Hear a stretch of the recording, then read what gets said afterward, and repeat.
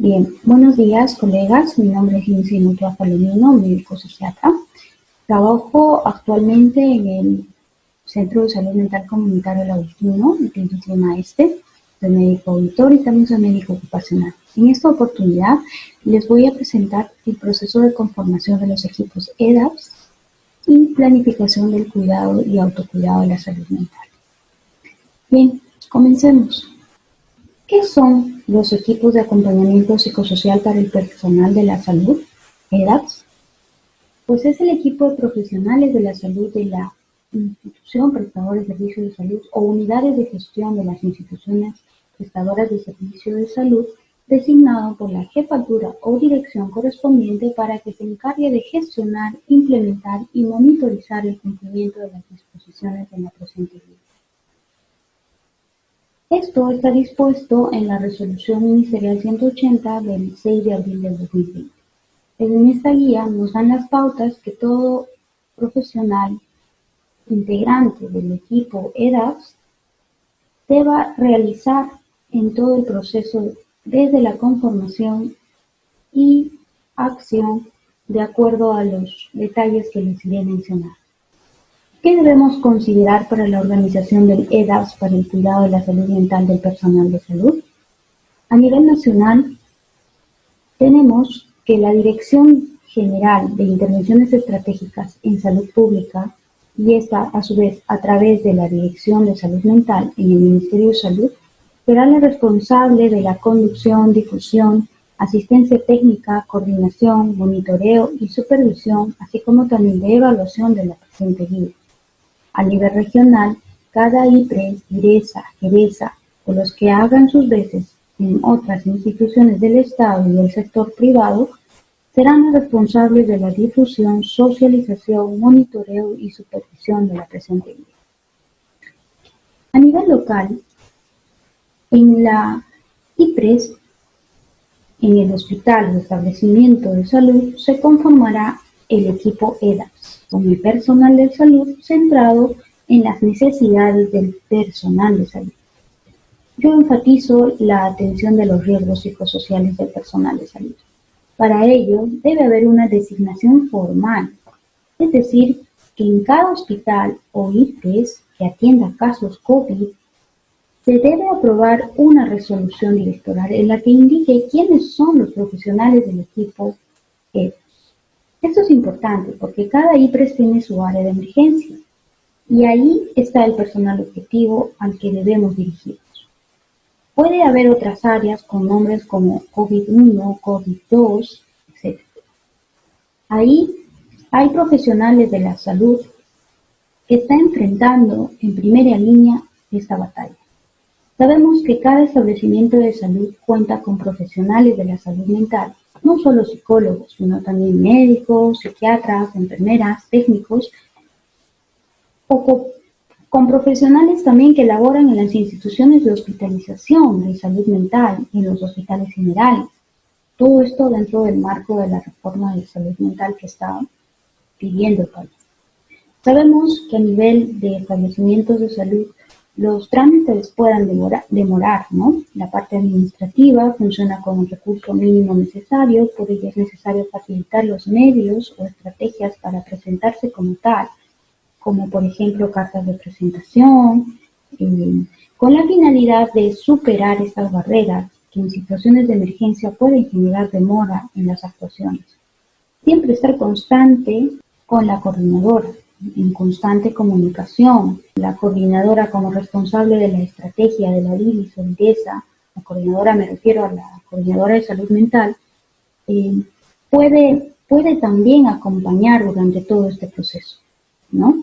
Para los equipos de respuesta rápida, equipos humanitarios de recojo de cadáveres y otros designados por cada DILIS o IRESA, el equipo EDAPS se conformará desde la coordinación de la red o DIRESA a la que pertenece.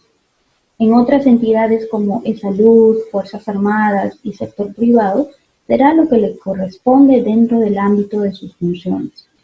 Un alcance les doy en este tema, que Salud, a través del Instituto de la Evaluación de Tecnologías en Salud e Investigación, IETSI, elaboraron un documento de recomendaciones clínicas para la prevención y manejo de problemas de salud mental en el personal de salud en el marco de la pandemia por COVID-19, que responde a una pregunta clínica y se ha diseñado una estrategia de búsqueda científica seleccionando guías de práctica clínica u otros documentos clínicos, evaluando la calidad de las mismas para finalmente emitir sus recomendaciones basadas en nuestro contexto. ¿Por quiénes está conformado el equipo de acompañamiento psicosocial dirigido al personal de salud? Pues está prácticamente conformado por profesionales de la salud, entre ellos el médico. Es ideal que haya un psiquiatra, es verdad, pero puede haber médicos con competencias en salud mental. También debe estar conformado por una psicóloga, por una enfermera, por una trabajadora social. Ellos, en conjunto, se encargarán de elaborar el diagnóstico situacional. El plan debe contener la vigilancia de los riesgos psicosociales. Entiéndase por riesgos psicosociales a la probabilidad de sufrir daños a la salud dentro de un ámbito laboral, a través de diferentes mecanismos psicológicos y fisiológicos a los que se llama estrés. La implementación y el monitoreo de las medidas de cuidado y autocuidado del personal también debe estar incluido en el plan.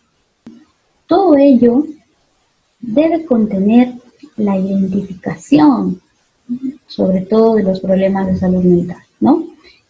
Tanto me refiero a problemas desencadenados por la situación actual, como ansiedad, depresión y otros, así como la exacerbación de síntomas o de patologías previamente diagnosticadas en el propio personal de la salud. Un profesional de la salud menciona que previamente ha sido diagnosticada de un trastorno de ansiedad hace unos años atrás, y ante esta situación, por mantenerse más alerta en las actividades, en las guardias que tenía en estas áreas de emergencia, atendiendo a los usuarios con diagnóstico de COVID, llegaba a tomar bebidas energizantes. También ha incrementado el consumo de café, quizá con la intención de exigirse un mayor rendimiento. Pero esto terminó por inhabilitarla y tuvo que instalarse un plan de tratamiento con este profesional. El acompañamiento psicosocial de este personal de la salud ha estado dándose en todo este proceso por el equipo. La gestión para la intervención en casos identificados como el ejemplo mencionado y poniéndonos en el caso para la atención de grupos con problemas identificados, deberá hacerse la respectiva planificación. Asimismo, el seguimiento para la recuperación de cada uno de estos casos. Bueno, ¿cómo se llamará el plan que elaborará el equipo de acompañamiento psicosocial? El plan se llamará Plan de Implementación y Supervisión del Cuidado y Autocuidado de Salud Mental del Personal de la Salud en el contexto COVID-19. Bien, en este plan es el diagnóstico situacional que servirá y se utilizará según la propuesta del anexo 2 de la guía. Desde nuestra experiencia, se puede especificar algunos ítems a fin de recoger los datos bajo una estructura propuesta, hecha en la guía, ¿no? De ser bastante observadores, ver cómo se distribuyen las áreas, en qué espacios podría estar disponible para poner en marcha la implementación del plan. Los materiales que se utilizarán están descritos en la guía. Podemos utilizar el SQR para la detección de problemas de ansiedad y depresión, test para detectar burnout, u otros que ustedes o cualquier profesional que integre el equipo pueda utilizar. Cada IPRES tiene que haber implementado para esto previamente, dentro del marco de la Ley 29783 de la Seguridad y Salud en el Trabajo, el Sistema de Seguridad y Salud en el Trabajo para el personal de salud. Es importante que este marco sea reforzado por el equipo EDA, y ponerse en contacto tener contacto con la responsable o con los responsables de este área en cada IPRES. A veces hay un médico ocupacional que ya toma función de estas actividades. Entonces tenemos el diagnóstico situacional, los recursos humanos, la infraestructura que vamos a obtener al recoger los datos, aplicando el diagnóstico, el anexo 2 del diagnóstico, en el diagnóstico situacional de la guía.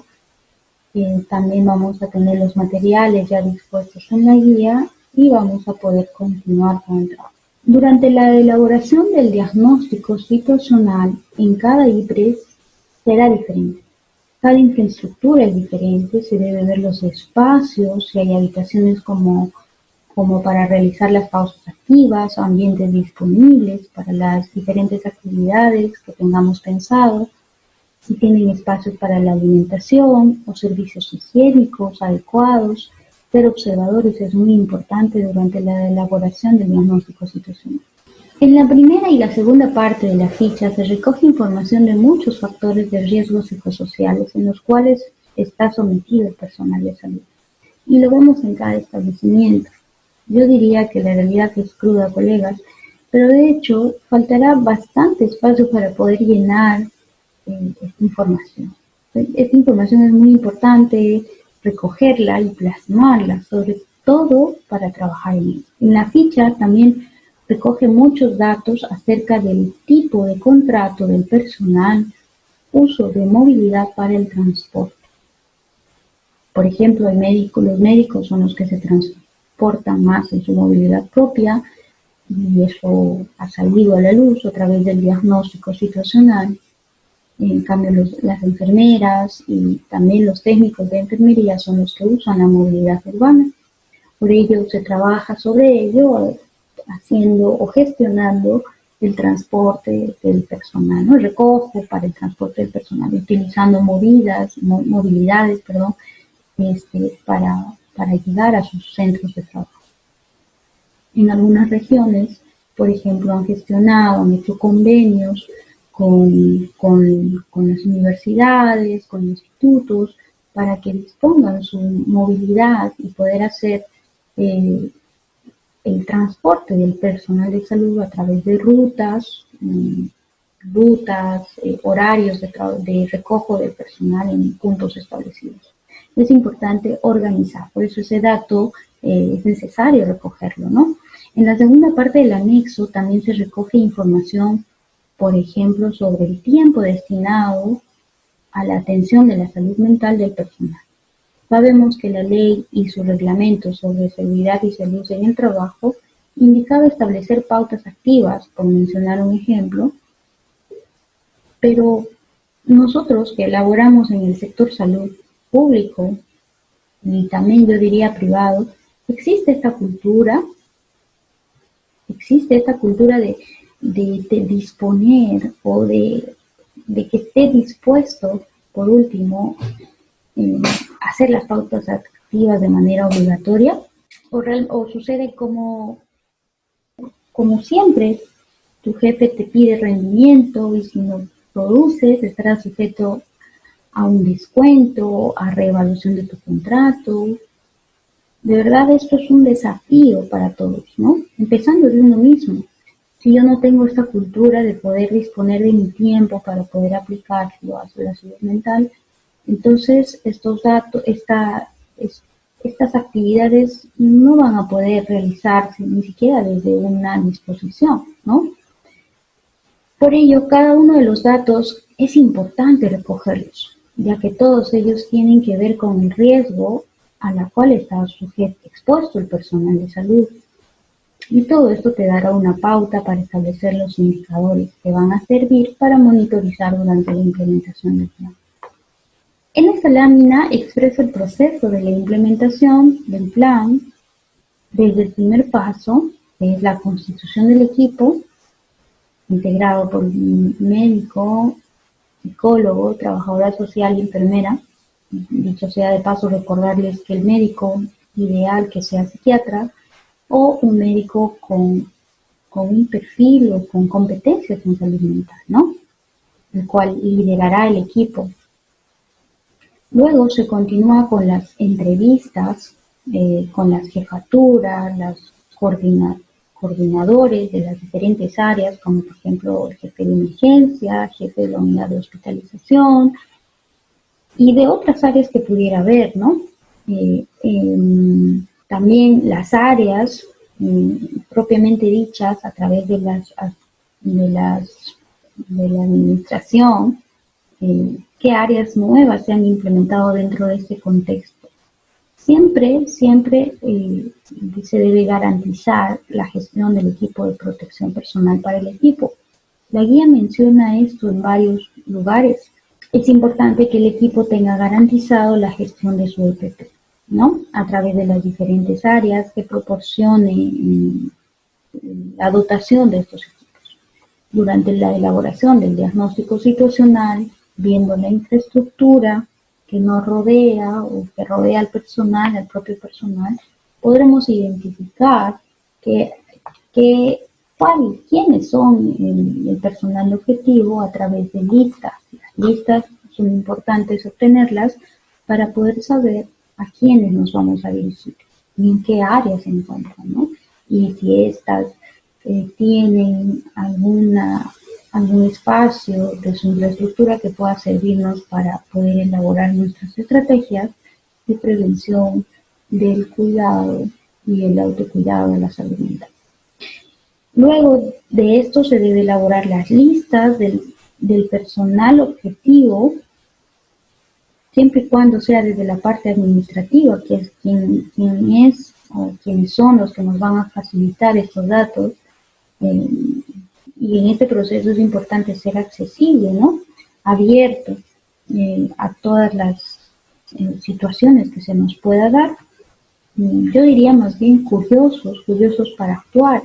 Es un reto que el equipo debe asumir, ya que la cultura del cuidado de la salud mental no está instalada, pese a las múltiples normativas existentes. En el sector privado quizás la cosa sea un poco más llevadera, un poco más organizada, ya que se exige la presencia de un médico ocupacional que cumple con lo establecido, ¿no? Es un poco más organizado. Comprender que la población objetivo, que es el propio personal de salud que atiende esta situación de emergencia nacional, va a tener acciones y reacciones esperables propias del contexto. Es importante no tomarlo personal, ya que al obtener la información veremos reacciones como: ¿qué haces acá? Yo hago mi trabajo y tú, mira, estamos trabajando, creo que no tenemos tiempo para esto. Todo esto se comprende, ¿no? Pero sobre todo debemos tener respeto hacia el otro. Y en todo momento ser bastante comprensibles, también infundiendo flexibilidad a través de las direcciones, jefaturas, coordinaciones que pueda tener las diferentes áreas, ¿no?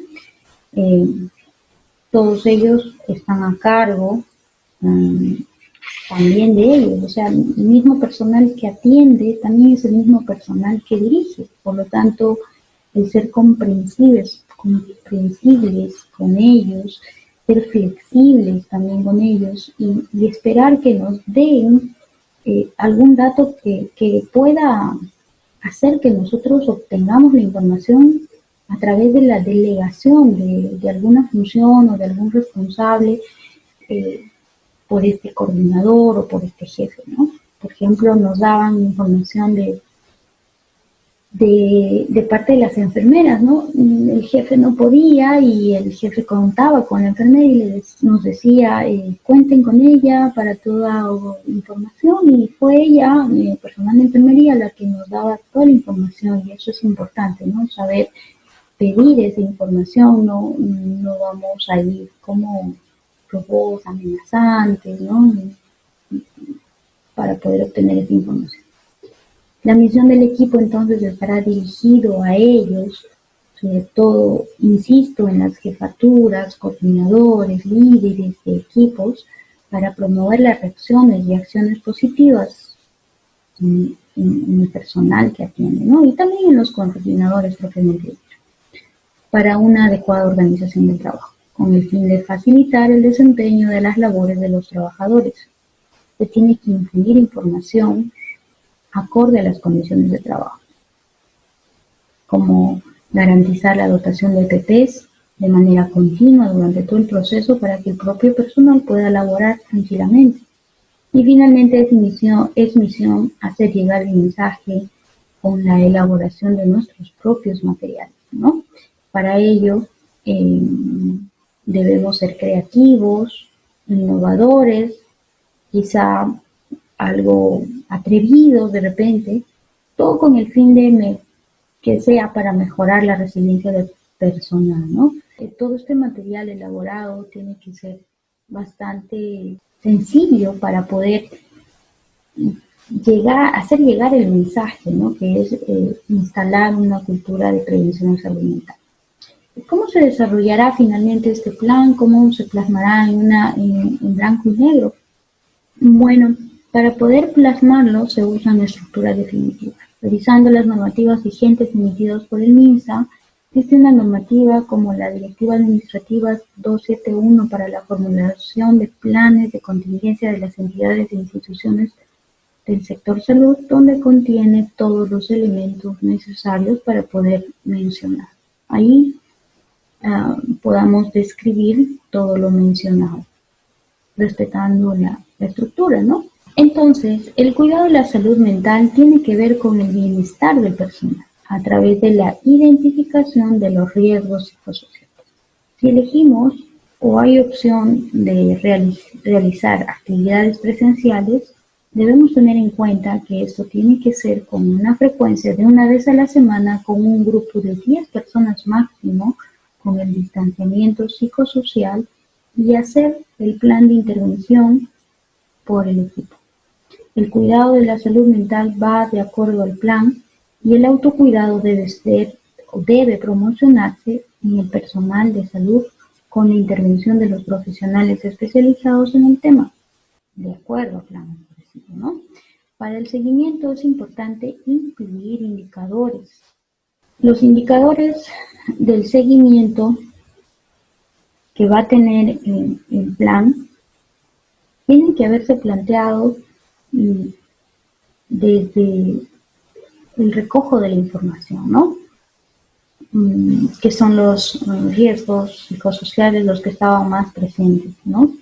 Es importante señalar que para este seguimiento habíamos visto que los riesgos psicosociales presentes en el personal de salud, en las CIPRES, son los miedos, sobre todo a enfermar, a la inclusión social, el miedo a estar separados, miedo a realizar cuidados, preocupaciones por las repercusiones que pueda tener, ¿no? El personal.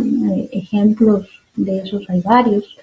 Uno de ellos, para comentarles, personal que había salido positivo, tenía el miedo, el temor a que pueda ser despedido, ¿no? Cuando en un inicio las cosas no estaban muy claras, desafiaba a todo el equipo de salud que trabajaba con él y decía, no, yo sí voy a trabajar, a mí nadie me saca de acá, yo tengo que continuar, quién va a mantener a mi familia, etcétera. Y entonces se tuvo que pedir la intervención policial para estos casos. No lleguemos a esto, ¿no? Y de repente la propia reacción del personal ante la situación es así, es tan humana como cualquier otra, ¿no? Como cualquier otra reacción. El miedo a enfermar, ¿no? Hay personal que dentro de sus funciones, y bien es cierto, es tener el cuidado necesario para la atención de los pacientes con COVID, no está exento de sentir miedo a enfermar. Por lo tanto, va a usar de repente más EPP, va a pedir más, o de repente se cuida excesivamente, ¿no? Y eso es importante porque está manifestando ese miedo a través de su conducta, ¿no? Otros expresaban miedo a estar separados de su familia, otros ya actuaron sobre ese miedo y empezaron a decidir vivir en un ambiente aparte, alquilando cuartos, viviendo en casa de alguien para poder evitar el contagiar a los suyos, sobre todo a los niños que están con ellos. Es importante notar que el apremio del tiempo en ellos era importante. Disculpe, no tengo tiempo para esto, apenas quiero ir a mi casa y dormir, quiero desconectarme de todo esto, y eso es válido, ¿no? Pero no tienen tiempo para poder disfrutar de los suyos, porque tampoco llegando a casa es que disfrutan, sino llegan cansados, se aíslan, de repente justamente por los miedos, ¿no? También el tema de la sobrecarga de trabajo, además de las acciones que tienen que hacer en el ambiente, en el propio ambiente donde se desempeñan sus labores, tienen que hacer algún tipo de informes, algún tipo de descargos, quizá. Todo esto hace que aumente más el trabajo en ellos, ¿no? Todos estos factores que vas recolectando en tu diagnóstico situacional, hay que pensar cómo intervenirlo, ¿no? Por ejemplo, si no tienes tiempo para poder realizar tus, tus actividades, como alimentarte, por ejemplo, porque no tienes tiempo, entonces tienes que buscar un espacio, el equipo tiene que buscar un espacio para enseñarles a cómo gestionar su tiempo, ¿no? Para tener una alimentación saludable. Si, por ejemplo, tienes turnos más programados, más frecuentes, entonces, porque no hay recursos también, ¿no? Tus compañeros están en aislamiento, tus compañeros han sido rotados, tus colegas, ¿no? Entonces, ¿cómo el equipo podría dar una solución a eso? Y no es la solución compleja, ¿no? Pero se puede trabajar en eso, viendo, implementando las pausas activas de tal forma que mejore tu rendimiento y el trabajo no sea tan pesado, ¿no? Organizando las pausas activas en cada área. Por ejemplo, si tu tarea de atender una sola actividad en el proceso de atención a los pacientes con COVID, entonces esto te vuelve automático y si uno se vuelve automático aumenta la probabilidad de que no tenga el adecuado cuidado en algún momento, entonces habría que gestionar un espacio para poder hacer un descanso, ¿no? Para que la actividad no sea tan monótona. La falta de comunicación asertiva en el personal líder o en los jefes es importantísimo. ¿Qué puede hacer el equipo en esto? De dar charlas o incentivar a la comunicación asertiva al propio personal, ¿no? Es mejor aclarar situaciones, dar mensajes claros para que las personas que trabajan en este área, que están bajo bastante estrés ya, no interpreten las indicaciones o lo tomen a personal, sino es una cuestión de trabajo y de poder afrontar todos juntos esta situación, ¿no? Bien, finalmente quiero agradecerles por su atención prestada y espero haber aportado con esta información que servirá finalmente para mejorar nuestra salud mental, ya que sin ella no podemos hacer frente a esta dura situación.